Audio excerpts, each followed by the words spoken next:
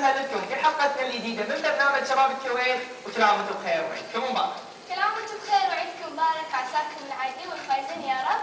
يا هلا مرحبا بكل اللي قاعد يتابعنا حاليا بس على برنامج شباب الكويت. إذا بعد التبريكات والتهاني هذه مشاهدينا في كل مكان راح نكون متواصلين معاكم على مدى ساعة من الأعيادي والجوائز والمسابقات، وغير المفاجآت هذه عندنا مفاجأة راح تكون اللي هي ضيف الحلقة بسام، ما راح نقول لكم منو، خليكم معنا لساعة واحدة إن شاء الله راح تعرفونه، خليكم لا تروحون لا يسار ولا يمين، خليكم متواصلين معنا في برنامج شباب كيو اي. طبعا حلقتنا اليوم راح تكون مميزة، فيها العديد من التقارير والفقرات المشوقة في البرنامج، واكيد ما راح ننسى ان الاعيادي مستمرة في برنامجنا واللي قيمتها 30 دينار مقدمة من وزارة الاعلام، بس ما عليكم الا الاتصال رقم هواتفنا اللي راح تشوفونها على الشاشة.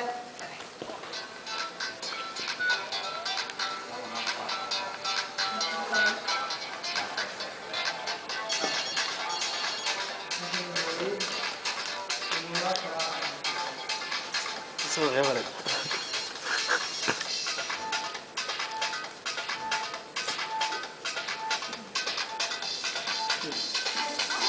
فيفا حط 9 قبل 6.